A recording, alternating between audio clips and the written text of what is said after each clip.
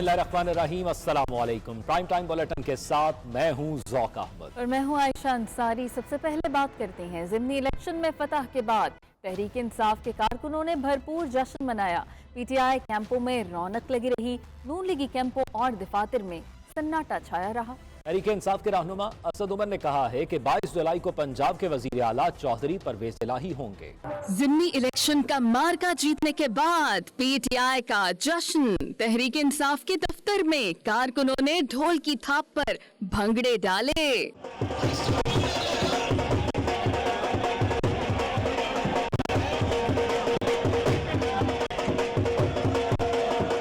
PTI के कारकुनों ने मिठाइयां तकसीम की, मेहनत रंग लाने पर एक दूसरे को मुबारकबादें दी। पीटीआई के रहनुमा असद उमर ने कहा कि 22 जुलाई को परवेज इलाही पंजाब के वजीर आला होंगे। 22 जुलाई को एक रस्मी कार्रवाई बाकी रह गई है। 22 जुलाई को इंशाअल्लाह ताला चौधरी परवेज इलाही पंजाब के वजीर आला बन जाएंगे। खैबर पख्तूनख्वा, गिलगित बल्तिस्तान, आज़ाद कश्मीर में पहले ही तहरीक इंसाफ की हुकूमत है। पंजाब में तहरीक इंसाफ और इत्तेहादियों की हुकूमत बनने जा रही है। पीटीआई रहनुमा शाह महमूद कुरैशी का कहना था कि नून लीग ने हुकूमती मशीनरी इस्तेमाल की, उसके बावजूद जीत पीटीआई की हुई। हुकूमत के मसाइल हमारे हरीफों के पास, एडमिनिस्ट्रेटिव सपोर्ट उनके पास, डेवलपमेंट फंड का इस्तेमाल वो करना है।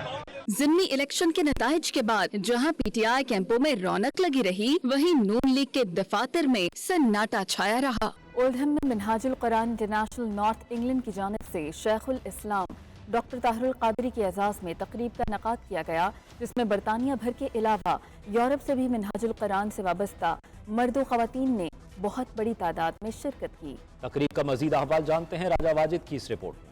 कि ख़वातीन को, बहनों और बेटियों को इक्वल पार्टिसिपेंट बना दिया है इस पूरे के पूरे अमल में।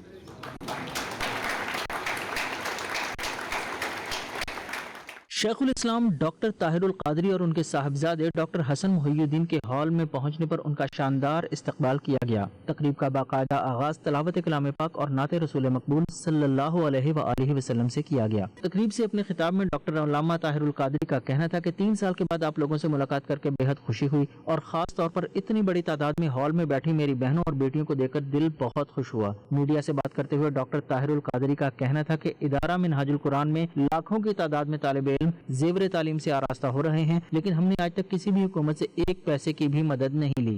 उनका मजीद कहना था कि सानिया मॉडल टाउन के हवाले से इमरान खान की हुकूमत ने हमारी कोई मदद नहीं की। हम ये जंग खुद ही लड़ रहे हैं और अल्लाह की मदद से जीतेंगे। सानिया मॉडल टाउन पर हमारी जंग, कानूनी जंग जारी है।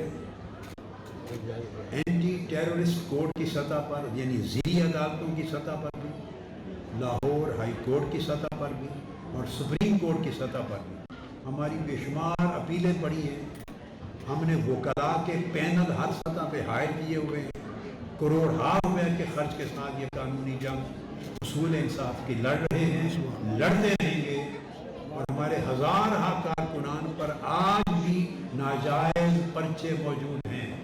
दुरुस्त है कि जो हुकूमत ख़त्म हुई वो इस सिलसिले में हमारी कोई मदद नहीं कर सकी। क्यों नहीं कर सकी? हम उनसे उस मदद की तवक्को नहीं कर सकते थे, न करते हैं, न कभी की, जिनका ताल्लुक उन केसेस के साथ है जो अदालत में ज़ेर समाअत है।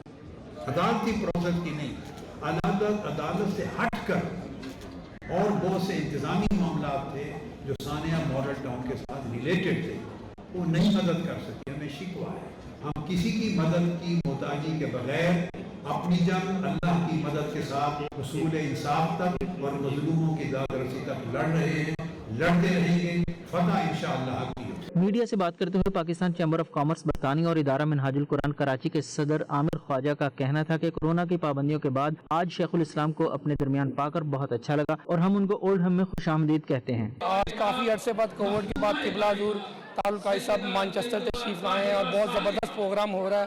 इंशाल्लाह उम्मीद है कि आप लोग देखेंगे कि किबला हुजूर सबसे खिताब भी फरमाएंगे اور بہت عرصے بعد ہمیں قبلہ حضور کی شفقت نصیب ہوئی ہے. آخر میں ڈاکٹر طاہر القادری نے منہاج ویلفیئر فاؤنڈیشن کی جانب سے منہاج وومن ونگ برطانیہ کی صدر محترمہ نسرین اور ان کی ٹیم کو ان کی فلاحی خدمات کے اعتراف میں گولڈ میڈل دیا. کیمرہ ٹیم کے ساتھ راجہ واجد، 92 نیوز، اولڈہم.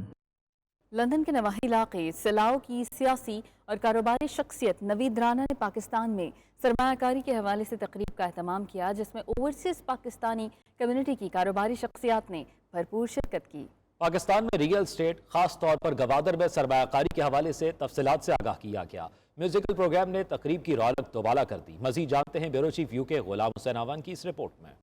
پاکستان میں سرمایہ کاری کو فروغ دینے کے حوالے سے منعقدہ تقریب میں میاں محمد سلیم راجہ زاہد، رومی ملک، مشتاق لاشاری، حبیب جان، امیر ابڑو، فریہ قدوس، سابق میئر منیر احمد، شرازہ خان، وقاص احمد، امانت علی انجم سمیت مختلف کاروباری شخصیات نے شرکت کی. تقریب کی میزبانی کے افرائے سلاؤ کی سیاسی اور کاروباری شخصیت نوید رانا نے سر انجام دیے. اس موقع پر مقررین کا کہنا تھا کہ مستقبل قریب میں گوادر پاکستان کی معاشی ترقی کا مرکز ہوگا، جو بڑی سطح پر ایشیائی اور مشرق وسطی کے ممالک کی سرمایہ کاری کے لیے بہترین مقام بنتا جا رہا ہے. راجہ زاہد کا کہنا تھا کہ پاکستان میں ریل اسٹیٹ کے شعبے میں ترقی کے بڑے مواقع موجود ہیں. اوورسیز پاکستانیوں کو اپنے بچوں کے خوشحال مستقبل کے لیے مکمل اعتماد کے ساتھ محفوظ سرمایہ کاری کرنی چاہیے. تقریب کے میزبان رانا نوید کا اس موقع پر کہنا تھا کہ سرمایہ کاروں کی حوصلہ افزائی کے لیے حکومت پاکستان سے اپیل کی ہے کہ وہ حکومتی پالیسیوں کے تسلسل کو یقینی بنائیں تاکہ سیاسی تبدیلیوں کے نتیجے میں سرمایہ کاروں کے نقصان کے اندیشے کو کم سے کم کیا جا سکے. تقریب میں مختلف منصوبوں کے حوالے سے ڈاکومنٹری بھی پیش کی گئی. آخر میں میوزیکل پروگرام نے تقریب کی رونق کو دوبالا کر دیا. گلوکار مبارک علی نے پرانے گیت گا کر شرکا کو جھومنے پر مجبور کر دیا. میڈیا سے بات چیت کرتے ہوئے شرکا نے پاکستان میں ریل اسٹیٹ کے شعبے میں سرمایہ کاری کی ضرورت پر زور دیا اور کہا کہ پاکستان کے زر مبادلہ کے ذخائر میں اضافہ کرنے کے لیے اوورسیز پاکستانیوں کو اپنے وطن عزیز میں بھرپور سرمایہ کاری کرنی چاہیے. اگر آپ پاکستان میں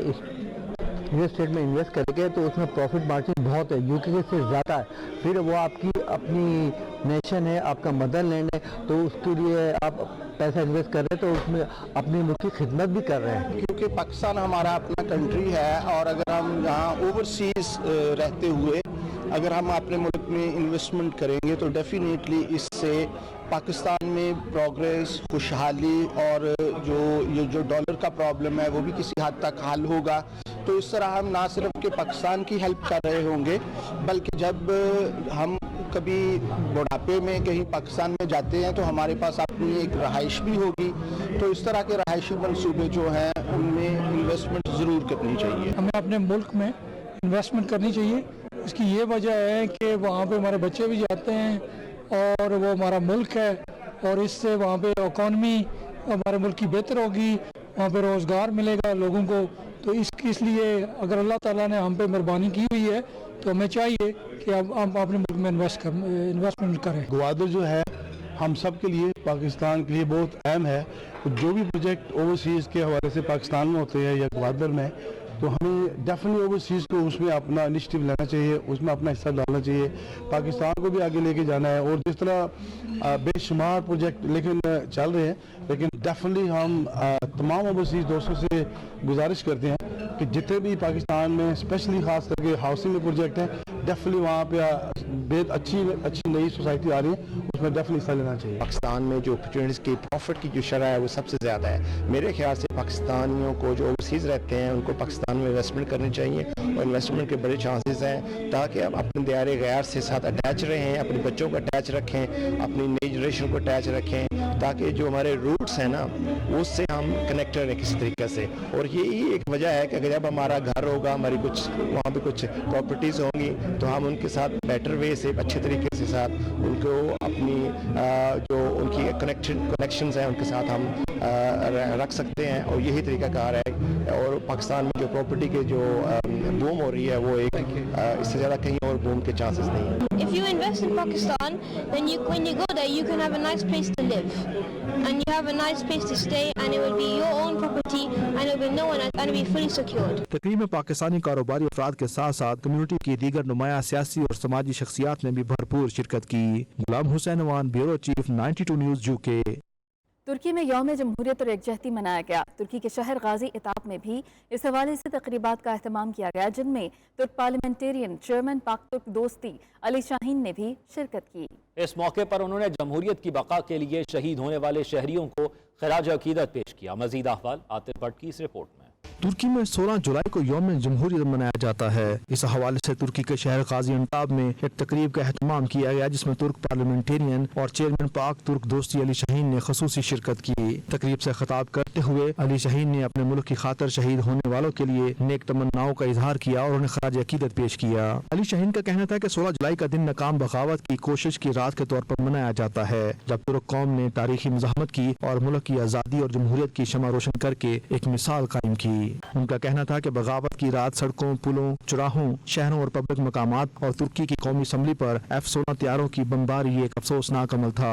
16 جولائی کو ترک صدر کی اپیل پر اس دن ترک عوام سڑکوں پر نکل آئے اور فوجی بغاوت کو ناکام بنانے میں ہر اول دستے کا کردار ادا کیا۔ اس عظیم الشان مزاحمت کے دوران ترکی کے 251 شہری اپنی جانوں سے ہاتھ دھو بیٹھے۔ ترکی میں فوجی بغاوت کی 6ٹھی برسی کے موقع پر شہداء کو یاد کیا جاتا ہے اور ان کو خراج تحسین پیش کیا جاتا ہے۔ عاطف بٹ، 92 نیوز، ترکی۔ کوالالمپور میں durian and culture international festival Malaysia کا رنگا رنگ آغاز ہو گیا۔ ملیشیا میں ڈوریان کو کنگ آف فروٹس کہا جاتا ہے۔ 92 نیوز کی تجویز پر وزارت سیاحت و ثقافت ملیشیا کے سینئر ڈائریکٹر برائے سیاحت و ثقافت نے انٹرنیشنل دوریان مینگو فیسٹیول کے انعقاد کا بھی اعلان کر دیا۔ تفصیلات کے لیے جاوید الرحمان کی رپورٹ دیکھیے۔ دیار غیر میں ایک بار پھر 92 نیوز پاکستانی ثقافت کے فروغ کا سفیر بن گیا۔ کوالالمپور میں جاری durian and cultural international festival Malaysia میں پاکستانی پھلوں کے بادشاہ آم اور king of Malaysian fruits durian کے مشترکہ نمائش کی تجویز کو خوب سراہا گیا اور بہت جلد وزارت سیاحت و ثقافت ملیشیا کے سینئر ڈائریکٹر برائے سیاحت و ثقافت نے دوریان مینگو فیسٹیول کے انعقاد کا اعلان کر دیا اور اس مشترکہ بین الاقوامی فیسٹیول کا نام let the kings of fruits meet رکھنے کی تجویز پر بھی اتفاق کیا گیا۔ ملیشیا اور جنوب مشرقی ایشیا میں دوریان کی مختلف اقسام پائی جاتی ہیں، مگر ان میں اپنی خاص مٹھاس اور معیار کی بدولت موسانگ کنگ دوریان درجہ بندی کے لحاظ سے پہلے نمبر پر آتا ہے۔ گزشتہ چند برسوں میں ملیشیا سے دوریان کی برآمدات میں خاطر خواہ اضافہ ہوا ہے۔ افتتاحی تقریب کے مہمان خصوصی وزارت سیاحت و ثقافت ملیشیا کے سینئر ڈائریکٹر سکندر مرزا نے ملیشیا ان باؤنڈ چائنیز ایسوسی ایشن کے صدر پویلین گروپ ملیشیا کے CEO داتو جوائس اور دیگر معززین کے ہمراہ ریبن کاٹ کر رنگا رنگ فیسٹیول کا افتتاح کیا۔ تقریب میں ملیشیا، چین اور جنوب مشرقی ایشیا کی معروف کاروباری کمپنیز کے CEOs، شوبز سے وابستہ شخصیات، فنکاروں، ماڈلز اور مقامی شہریوں کی بہت بڑی تعداد نے شرکت کی۔ ملیشیا کے معروف مقامی فنکاروں کی پرفارمنس اور فیشن شو نے فیسٹیول کی رونق کو دوبالا کر دیا۔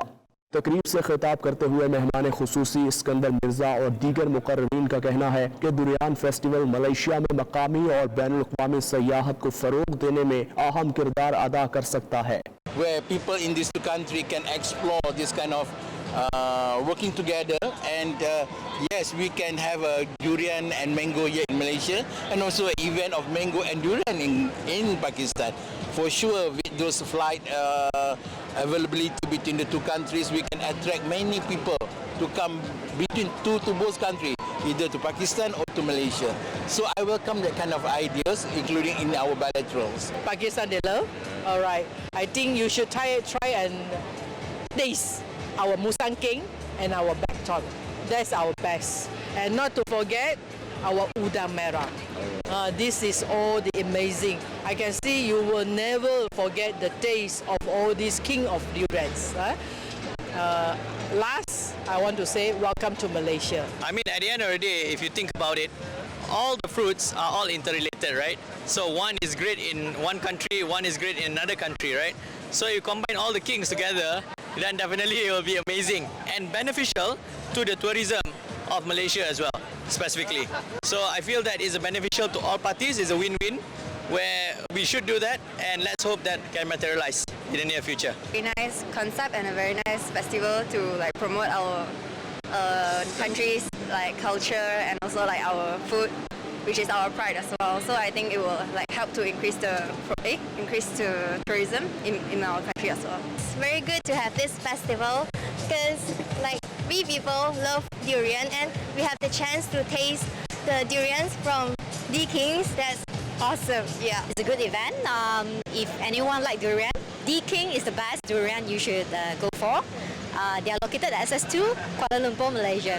उनका मजीद कहना था कि पाकिस्तान और मलेशिया के मुश्तरका बैनुल-अक़वामी सकाफती और तिजारती मेले दोनों ममालिक के माबैन सियाहत और तिजारत के फ़रोग में नुमाया किरदार अदा कर सकते हैं। इस खूबसूरत फेस्टिवल के दौरान मेहमानों की तवाज़ो फलों के बादशाह दुरियान और मलेशिया के रिवायती खानों से की गई। Today is International Durian and Cultural Festival in Malaysia, and beautiful idea has been explored.